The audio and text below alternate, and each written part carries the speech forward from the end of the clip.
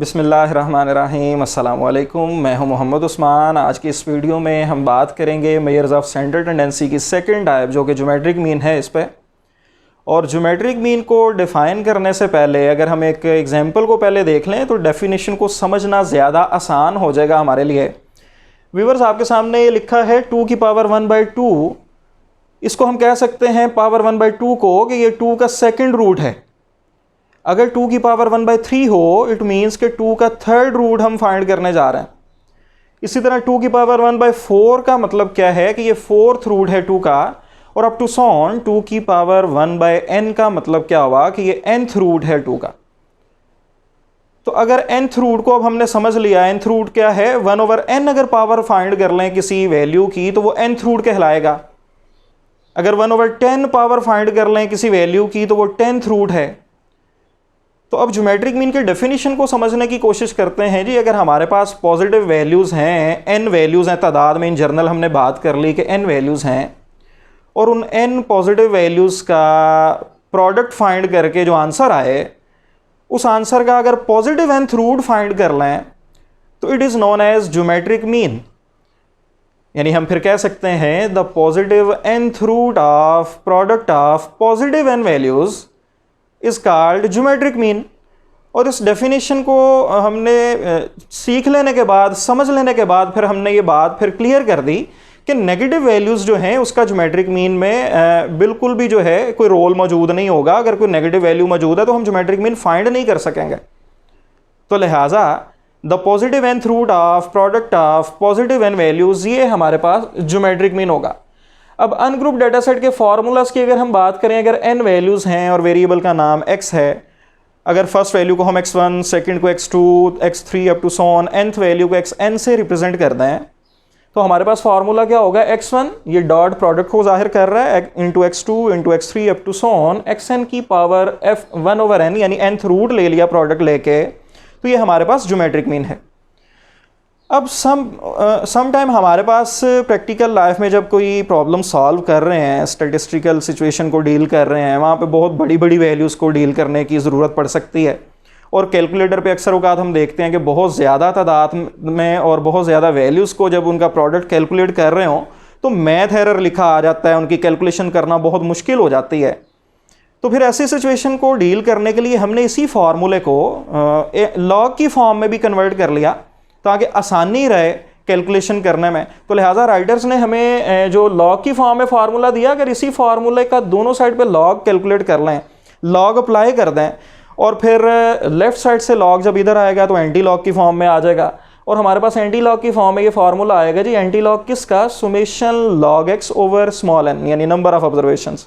यानी एक्स की वैल्यू का लॉग फाइंड कर लेंगे, जितनी भी एन ग्रुप डेटा सेट में एक्स की वैल्यूज़ गिवन हैं उनका लॉग फाइंड कर लिया और उस कॉलम का सम पुट कर देंगे इस फार्मूले में और डिवाइजर में आ जाएगा नंबर ऑफ ऑब्जर्वेशंस यानी तादाद पे डिवाइड कर देंगे और फिर फाइनली उस आंसर का एंटी लॉग ले लेंगे। ये हमारे पास ज्योमेट्रिक मीन है। अगर ग्रुप डेटा सेट की बात करें तो ग्रुप डेटा सेट के भी हमारे पास व्यूअर्स ये दो फार्मूलाज मौजूद हैं। फर्स्ट वैल्यू की पावर जो होगी first frequency multiply by second value की पावर जो सेकेंड फ्रिक्वेंसी गिवन है मल्टीप्लाई बाय थर्ड वैल्यू की power third frequency up to so on nth value की पावर ले लेंगे nth फ्रिक्वेंसी को और फिर जो आंसर आएगा इस प्रोडक्ट का उसकी पावर 1/सुमेशन f हम फाइंड कर लेंगे तो ये हमारे पास ज्योमेट्रिक मीन आ जाएगा। इसकी भी आसानी के लिए हमने इसको लॉग की फॉर्म में कन्वर्ट कर सकते हैं जी। राइटर्स ने हमें बताया हुआ है, इसकी प्रॉपर वेरिफिकेशंस हमारे पास मौजूद हैं। दोनों तरफ अगर लॉग अप्लाई कर दें तो फाइनल हमारे पास सिंप्लीफिकेशन के बाद ये फार्मूला हासिल हो जाएगा एंटी लॉग किसका, summation f log x over summation f। यानी x वैल्यूज़ का लॉग फाइंड कर लेंगे और फिर फर्दर उसका सम नहीं अभी करना जिस तरह हमने अनग्रुप में किया, बल्कि उसको पहले f से मल्टीप्लाई करेंगे, फ्रिक्वेंसीज के कॉलम से उन वैल्यूज़ को मल्टीप्लाई करेंगे, फिर जो कॉलम हासिल होगा f इंटू लॉग एक्स का उसका सम करके इस फार्मूले में पुट कर दिया जाएगा तो हमारे पास ज्योमेट्रिक मीन का आंसर आ जाएगा। अब एक और बड़ी अहम बात जो हम डिस्कस करने लगे कि हमारे पास ज्योमेट्रिक मीन कब कैलकुलेट करना चाहिए। इससे प्रीवियस हमने जो एवरेज पढ़ी अरिथमेटिक मीन, उसके बारे में हम कह सकते हैं कि कब सूटेबल है, जब क्वांटिटेटिव डेटा सेट हो और डेटा सेट में एक्सट्रीम वैल्यूज़ मौजूद ना हो बिल्कुल, यानी हाइट वेट वगैरह के आमतौर पे जो वेरिएबल्स हैं इनमें यूजुअली देखने में आता है कि एक्सट्रीम वैल्यूज़ मौजूद नहीं होती और ये प्योर क्वांटिटेटिव नेचर के वेरिएबल्स हैं। तो हम ऐसी सिचुएशन में अरिथमेटिक मीन कैलकुलेट करने की तरफ जाएंगे। जबकि ऐसी सिचुएशन कि जब हमारे पास परसेंटेज वाइज कोई प्रॉब्लम हो, परसेंटेज वाली कोई सिचुएशन हो, हम किसी चीज़ में परसेंटेज में इंक्रीज या डिक्रीज देखना चाह रहे हों, तो ऐसी सिचुएशन में geometric mean is the most suitable average. For example हमने कोई एवरेज परसेंटेज देखनी है कि पे में कितनी इंक्रीज हो रही है हर साल, किसी भी एम्प्लॉय की पे में एवरेज परसेंटेज इंक्रीज क्या है या डिक्रीज क्या है, तो ये हमारे पास ऐसी सिचुएशन में फिर ज्योमेट्रिक मीन ही सूटेबल है। ज्योमेट्रिक मीन के आंसर से ही प्रॉपर बिल्कुल ठीक आइडिया होगा कि किस परसेंट से इजाफा या कमी हो रही है पे में। अब बात करते हैं न्यूमेरिकल क्वेश्चंस पे, और न्यूमेरिकल क्वेश्चंस में तमाम व्यूवर्स के लिए बहुत सूटेबल एग्जांपल्स हैं, और स्पेशली जो इंटर क्लास के पार्ट 1 के स्टूडेंट्स हैं, पंजाब टेक्स्ट बुक बोर्ड की जो बुक है उसमें क्वेश्चन नंबर 3.2 को हम सबसे पहले डिस्कस करेंगे एन ग्रुप डेटा सेट के लिए। और अनग्रुप डेटा सेट में हमारे पास ये 8 वैल्यूज़ मौजूद हैं, 50, 67, 39 अप टू 43। और इस डेटा सेट का कहा हुआ है कि geometric mean, find the geometric mean of the following data, इस डाटा का ज्योमेट्रिक मीन कैलकुलेट कर दें। व्यूवर्स की आसानी के लिए क्वेश्चंस भी डिस्क्रिप्शन में अवेलेबल हैं, जिस तरह हम प्रीवियस वीडियोस में लेके चल रहे हैं कि तमाम टर्म्स को जिनको हम डिफाइन करेंगे वो डेफिनेशंस भी अवेलेबल होंगी और तमाम क्वेश्चंस भी डिस्क्रिप्शन में अवेलेबल होंगे, वो लाजमी वहाँ से आप देखिएगा। अगर कोई प्रॉब्लम हो तो कमेंट्स में लाजमी मैंशन कीजिएगा। तो लिहाजा हमारे पास ये 8 वैल्यूज़ हैं।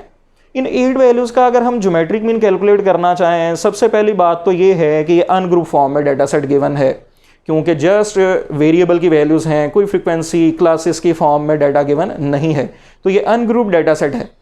अनग्रुप का फार्मूला हमने ये लिखा हुआ है जी, सिंपल जो बाय डेफिनेशन फार्मूला है, दोनों फार्मूला से कर सकते हैं, लॉग की फॉर्म में भी फार्मूला मौजूद है। सिंपल तमाम वैल्यूज़ का लॉग लेके उनका सम करके फार्मूले में पुट कर दें। मैंने इसको बाय डेफिनेशन फार्मूले से सॉल्व किया। तमाम वैल्यूज़ का प्रोडक्ट लें जी कैलकुलेटर पे और उसकी पावर 1/8 ले लें। अब पावर किस तरह फाइंड करनी है कैलकुलेटर पे, इसका तरीकाकार भी डिस्क्रिप्शन में मौजूद है। जिस तरह कैलकुलेटर पे आपने लिखना है बिल्कुल उसी वे में लिख के मैंने डिस्क्रिप्शन में बताया हुआ है कि किस तरह से ज्योमेट्रिक मीन आप कैलकुलेट करोगे कैलकुलेटर पे, वहाँ से लाजमी देखिएगा। तो हमारे पास फाइनल आंसर जस्ट एक क्लिक पे हमारे पास आ जाएगा 47.57। ये ज्योमेट्रिक मीन है। अगर लॉग की फॉर्म में करना चाहें तो मैंने पहले भी बात की कि तमाम वैल्यूज़ का जस्ट लॉग लेके सम कर लें उसका और इस फार्मूले में पुट कर दें summation log x over n, यानी सम डिवाइजर में 8 आ जाएगा और उसका फिर फर्दर एंटी लॉग फाइंड कर लेंगे। अब आते हैं ग्रुप डाटा सेट पे। हमारे पास क्वेश्चन नंबर है बुक का 3.12 और इस क्वेश्चन में हमें डी की फॉर्म में डाटा गिवन है। क्वेश्चन डिस्क्रिप्शन में अवेलेबल है, जिस तरह कि आपने रीड कर लिया होगा। If D is equal to x minus 8, कहते हैं ये डी की फॉर्म में डिस्ट्रीब्यूशन है, लेकिन डी ओरिजिनल वेरिएबल नहीं है। डी बना था किसी ओरिजिनल x वेरिएबल की मदद से, और जो x वेरिएबल था उसकी तमाम वैल्यूज़ में से 18 को माइनस किया और जो नया वेरिएबल बना उसका नाम उसने d रख दिया राइटर ने, और d की फॉर्म में ये फ्रीक्वेंसी डिस्ट्रीब्यूशन यानी ग्रुप डाटा सेट गिवन है। अब एक बात यहाँ पे याद रखनी है व्यूअर्स, अरिथमेटिक मीन में हमने डायरेक्ट और इनडायरेक्ट मेथड पढ़ा। अगर कोई x वेरिएबल है ओरिजिनल तो x का मीन x की मदद से भी फाइंड करना सीखा, और x की मदद से अगर कोई नया वेरिएबल बनाया हुआ है ओरिजिन या स्केल चेंज करके, तो नए वेरिएबल की मदद से भी ओरिजिनल का मीन कैलकुलेट कर सकते हैं हम। जबकि इसके अलावा जितनी भी एवरेजेस हैं उनका मीन अगर कैलकुलेट करना है तो जिस वेरिएबल का चाहिए वो वेरिएबल आपको पहले बनाना पड़ेगा। अगर हमें ओरिजिनल वेरिएबल x था और उसने कहा इसका मीन कैलकुलेट करें, इट मीन्स हमें x वेरिएबल पहले बनाना पड़ेगा। d की मदद से हम x का मीन फाइंड नहीं कर पाएंगे, हमें पहले x वेरिएबल बनाना पड़ेगा। इसीलिए उसने हमें रिलेशन बता दिया कि x d बराबर है x माइनस 18 के। इसका मतलब ये हुआ कि हमारे पास फिर x किसके बराबर होगा, x बराबर होगा x d प्लस 18 के। ये d वाली साइड पे जब 18 को हम लेके जाएंगे तो ये हमारे पास d प्लस 18 आ जाएगा। इट मीन्स कि x बनाने के लिए हमें क्या करना पड़ेगा, x के d की तमाम वैल्यूज़ में 18 को ऐड कर देंगे तो हमारे पास x वेरिएबल हासिल हो जाएगा। लिहाजा हम -12 में 18 को ऐड करते हैं, ये 6, -8 में 18 ऐड किया 10, -4 में 18 को प्लस कर दिया 14, 0 प्लस 18 आ जाता है, 4 प्लस 18 22, 8 प्लस 18 26, 12 प्लस 18 30, 16 प्लस 18 ये 34। तो हमने ये एक्स वेरिएबल बना लिया जी। लिहाजा किसी भी एवरेज को फाइंड करने के लिए जिस वेरिएबल की एवरेज चाहिए वो वेरिएबल पहले बनाना पड़ेगा। अगर गिवन नहीं है तो वो कोई ना कोई इन्फॉर्मेशन लाजमी देगा जिससे हम उसको बना सकेंगे। लिहाजा एक्स वेरिएबल फाइंड कर लेने के बाद अब ग्रुप डेटा को हम लॉग की फॉर्म में सॉल्व करते हैं जी। हमने ये फार्मूला लिखा हुआ है एंटी लॉग किसका, summation F log x over summation F, यानी हम एक्स का लॉग फाइंड करेंगे और फिर उसको एफ से मल्टीप्लाई कर देंगे। लिहाजा पहले एक्स का लॉग फाइंड कर लेते हैं जी। 6 का लॉग 0.7782, लॉग 10 फाइंड किया 1, लॉग 14 1.1461, लॉग 18 ये हमारे पास 1.2553, log 22 1.3424, log 26 1.4150, log 30 1.4771, log 34 1.5315। और जब इस log x के कॉलम को फर्दर f से मल्टीप्लाई कर देंगे, यानी f log x का कॉलम बनाना चाहेंगे, तो फिर क्या करेंगे, 0.7782 को f से यानी 2 से मल्टीप्लाई। इसी तरह f log x के लिए 5 को 1 से, 8 को 1.1461 से, 18 को 1.2553 से, 22 को 1.3424 से अप टू सॉन, ये हमारे पास f log x का कॉलम आ जाएगा। और इस f log x का जो सम है जो कि 104.19 है, इसको हम पुट कर देंगे फॉर्मूले में और डिवाइड कर देंगे सुमेशन f पे, जो कि हमारे पास व्यूअर्स क्या है 80 है। लिहाजा सुमेशन f log x को हमने 80 पे डिवाइड किया और जो आंसर आया उसका फर्दर एंटी लॉग ले लेंगे और हमारे पास ये फाइनल आंसर ज्योमेट्रिक मीन का 20.06 आ जाएगा। तो ये हमारे पास ज्योमेट्रिक मीन हमने कैलकुलेट करना सीखा अनग्रुप डेटा से भी और ग्रुप डेटा से भी। तमाम एवरेजेस को हम फर्दर डिफाइन करते जाएंगे इंशाल्लाह नेक्स्ट वीडियोस में, और तमाम को अनग्रुप और ग्रुप के लिए सॉल्व करना सीखेंगे। और जब हम तमाम एवरेजेस को सॉल्व करना सीख लेंगे उसके बाद मजीद हम चंद एक न्यूमेरिकल क्वेश्चंस ऐसे ज़रूर देखेंगे जिन पे तमाम एवरेजेस को कैलकुलेट करना सीखेंगे, ताकि ये बिल्कुल क्लियर हो जाए ये टॉपिक जो है। अगर किसी व्यूअर को कोई मसला है तो कमेंट में लाजमी मेंशन करें, क्वेश्चन पूछें, कोई राय है तो वो लाजमी सजेशंस की मद में लाजमी दें। इंशाल्लाह ताला इंतज़ार रहेगा, दुआओं में याद रखिएगा। नेक्स्ट वीडियो में मिलते हैं नेक्स्ट टॉपिक के साथ, तब तक के लिए इजाज़त दीजिएगा जी। अल्लाह हाफिज़।